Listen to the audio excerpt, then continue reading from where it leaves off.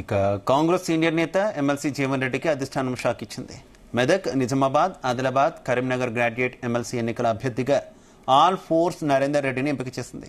Sitting ఎమ్మెల్సీగా ఉన్న జీవన్ రెడ్డిని పక్కన పెట్టి ఆల్ ఫోర్స్ నరేందర్ రెడ్డికి అవకాశం కల్పించడం కాంగ్రెస్ లో చర్చనీయాంశంగా మారింది. నరేందర్ రెడ్డి అభ్యర్థిత్వాన్ని ఖరారు చేస్తూ AICC general secretary KC Venugopal ఉత్తర్వులు జారీ చేశారు. కాంగ్రెస్ ఎమ్మెల్సీ జీవన్ రెడ్డికి అధిష్టానం షాక్ ఇచ్చింది.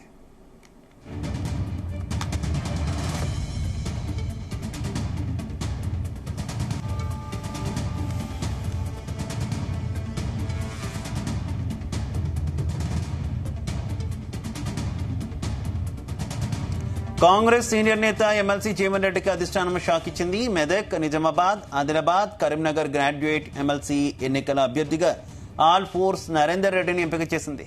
సిట్టింగ్ ఎమ్మెల్సీగా ఉన్న జీవన్ రెడ్డిని పక్కన పెట్టి ఆల్ ఫోర్స్ నరేందర్ రెడ్డికి అవకాశం కల్పించడం కాంగ్రెస్ లో చర్చనీయాంశంగా మారింది.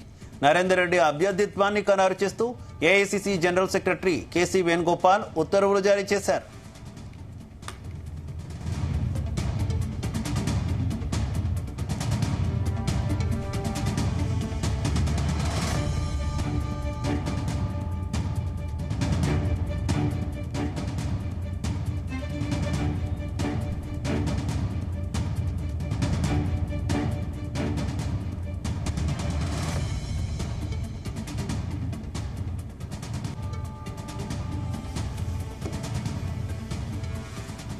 కాంగ్రెస్ సీనియర్ నేత ఎమ్మెల్సీ జీవన్ రెడ్డికి అధిష్టానం షాక్ ఇచ్చింది.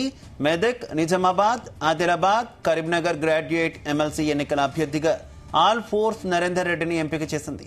సిట్టింగ్ ఎమ్మెల్సీగా ఉన్న జీవన్ రెడ్డిని పక్కన పెట్టి ఆల్ ఫోర్స్ నరేందర్ రెడ్డికి అవకాశం కల్పించడం కాంగ్రెస్ లో చర్చనీయాంశంగా మారింది.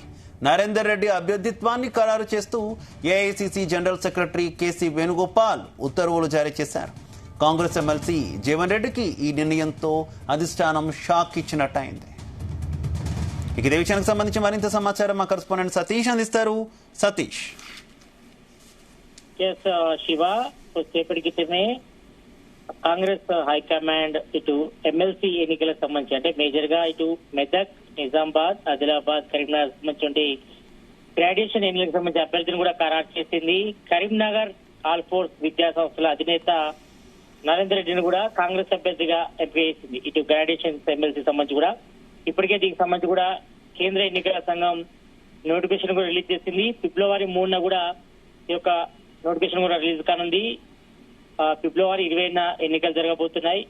మార్చి 3న కూడా ఫలితాలు కూడా ఇవ్వబోతున్నాయి. కాబట్టి దీనికి సంబంధించి కూడా ఇప్పటికే ప్రధాన పార్టీలు ఇటు కాంగ్రెస్, బీజేపీ, బీఆర్ఎస్ కూడా తమ అభ్యర్థులు పెట్టకుండా పూర్తి చేసింది. ఇప్పటికే ఇటు బీఆర్ఎస్ కూడా అభ్యర్థులు పెట్టకుండా కొనసాగిస్తుంది. మరోవైపు కాంగ్రెస్ మాత్రం ప్రజెంట్ అయితే మాత్రం ఇటు కరీంనగర్, మెదక్, నిజామాబాద్, ఆదిలాబాద్ సంబంధించి గ్రాడ్యుయేషన్ ఎమ్మెల్సీ ఎన్నిక సంబంధించి కూడా అభ్యర్థిని కూడా కొద్దిసేపటి క్రితమే ప్రకటించింది. ఆల్ ఫోర్స్ విద్యా సంస్థల అధినేత నరేందర్ రెడ్డి పేరును కూడా ఖరారు చేసినట్టుగా మనకు సమాచారం. అయితే సిట్టింగ్ ఎమ్మెల్సీగా ఉన్నటువంటి జీవన్ రెడ్డిని పక్కన పెట్టి ఆల్ ఫోర్స్ విద్యా సంస్థల అధినేత నరేందర్ రెడ్డి పేరు అవకాశం కల్పించడం పట్ల కాంగ్రెస్ లో కొంతవరకు చర్చనీయాంశంగా మారిందని చెప్పుకోవచ్చు. ఎందుకంటే 2 సార్లు కూడా ఎమ్మెల్సీ జీవన్ రెడ్డి అక్కడ ప్రాతినిధ్యం వహిస్తున్నాడు. ఆయన చాలా సీనియర్ నాయకులు. ఎందుకంటే మొదటి నుంచి కూడా కాంగ్రెస్ లో ఉన్నారు. దాదాపు 40 సంవత్సరాల ఎక్స్పీరియన్స్ ఉంది ఆయనకు. సీఎం రేవంత్ రెడ్డి కంటే కూడా ఆయన చాలా సీనియర్ వ్యక్తి. మరి మొదటి నుంచి కూడా ఇటు ఏఐసీసీ అగ్రనేతలు రాహుల్ గాంధీ, సోనియా గాంధీతో పాటు ప్రియాంక గాంధీ కూడా అత్యంత సన్నిహితమైన సంబంధం ఉన్నాయి.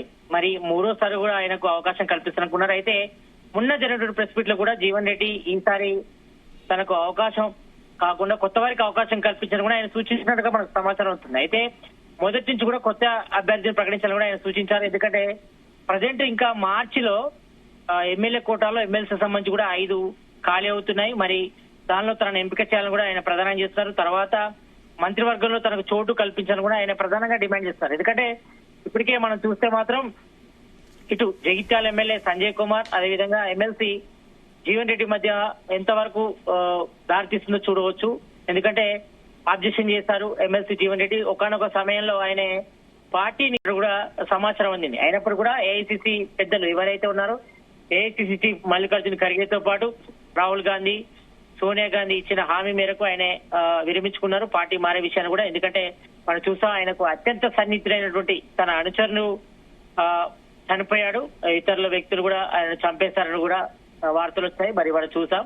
అయితే ఈ నేపథ్యంలో మరి ఆయన కూడా కొంతవరకు కాంగ్రెస్ అధిష్టానం అంటే రాష్ట్ర నాయకత్వం పట్ల కొంత అసంతృప్తితో ఉన్నారు. అంటే ఇటు సీఎం రేవంత్ రెడ్డితో పాటు అదేవిధంగా టీపీసీసీ కూడా ఫిర్యాదు చేయడం కూడా జరిగింది.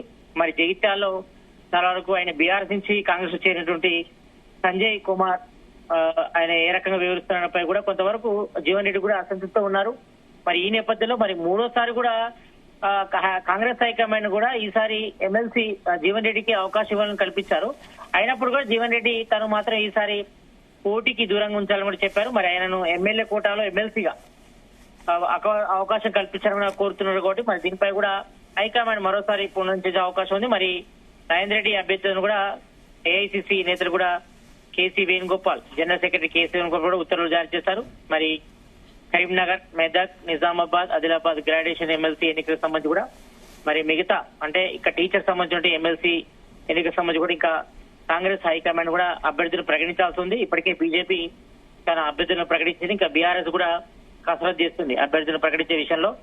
మరి దానికి సంబంధించి కూడా ఇంకా కసరత్తు కొనసాగుతుంది. మరి ఇప్పటికే టీపీసీసీ మహేష్ కుమార్ గౌడ్ కూడా పలుమార్లు కూడా చెప్పడం జరిగింది. మరి మొదటి నుంచి కూడా కాంగ్రెస్ లో చాలా క్రియాశీలంగా పనిచేసిన వారికి అవకాశాలు ఇస్తామని కూడా పలుమార్లు కూడా స్పష్టం చేయడం జరిగింది. కాబట్టి మరి ఈ నేపథ్యంలోనే మరి ఇక్కడ ఎమ్మెల్సీ జీవన్ రెడ్డి ఆయన చెప్పినటువంటి తన అభిప్రాయాన్ని వ్యక్తం చేస్తూ చెప్పడం జరిగింది. మరి ఈసారి ఎమ్మెల్సీ ఎన్నికలు దూరించాలని చెప్పారు.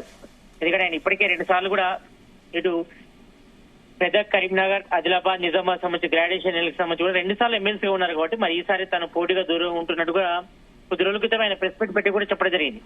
కాబట్టి ఈ నేపథ్యంలోనే మరి ఆ విషయంలో మాత్రం హైకమాండ్ ఆలోచించి మరి మరో అభ్యర్థిగా ఆల్ ఫోర్స్ విద్యా సంస్థల అధినేత నరేందర్ రెడ్డిని కూడా కాంగ్రెస్ హైకమాండ్ కూడా ఎంపిక చేసినట్టుగా తెలుస్తా ఉంది. మరి ఇది మాత్రం అందరికీ తెలిసిన సమాచారమే. మరి మిగతా టీచర్స్ ఎమ్మెల్సీ ఎన్నికలకు సంబంధించి కూడా అభ్యర్థుల విషయంలో మాత్రం ఇంకా వడపోత కార్యక్రమాలు అయితే కొనసాగుతున్నాయి కాంగ్రెస్ లో. ఇంకా కాంగ్రెస్ సంబంధించిన సీనియర్ నేతల అభిప్రాయం కూడా తీసుకుంటారు. మరి మొన్ననే మనం చూస్తాం ఇటు టీపీసీ చీఫ్ మహేష్ కుమార్ గౌడ్ కూడా కిట్ చాట్ లో కూడా చాలా కీలక విషయాలు కూడా స్పష్టం చేశారు. మొదటి నుంచి కూడా కాంగ్రెస్ కు క్రియాశీలంగా పనిచేసిన వారికి మాత్రం ప్రాధాన్యత దక్కుతుందని చెప్పారు. ఎందుకంటే ఇప్పుడు 3 సంబంధించి అంటే ఇటు టీచర్స్ అదేవిధంగా గ్రాడ్యుయేషన్ సంబంధించి ఎన్నికలకు సంబంధించి అంటే 3టికి సంబంధించి కూడా నోటిఫికేషన్ కూడా రిలీజ్ కాబోతుంది ఫిబ్రవరి 3న. కాబట్టి 20న కూడా ఎలక్షన్ జరగబోతున్నాయి. మార్చి 3న కూడా ఫలితాలు రాబోతున్నాయి. కాబట్టి మరి దీనికి సంబంధించి కూడా అన్ని పార్టీలు కూడా అభ్యర్థుల ఎంపికలు మాత్రం కసరత్తు చేస్తుంది. మరి ఈ నేపథ్యంలోనే ఇటు కరీంనగర్, మెదక్, నిజామాబాద్, ఆదిలాబాద్ సంబంధించి గ్రాడ్యుయేషన్ ఎమ్మెల్సీ సంబంధించి కాంగ్రెస్ అభ్యర్థులు మాత్రం ఆల్ ఫోర్స్ విద్యా సంస్థల అధినేత నరేందర్ రెడ్డి పేరును కూడా ఖరారు చేసింది AICC high command. Shiva. Okay, thank you.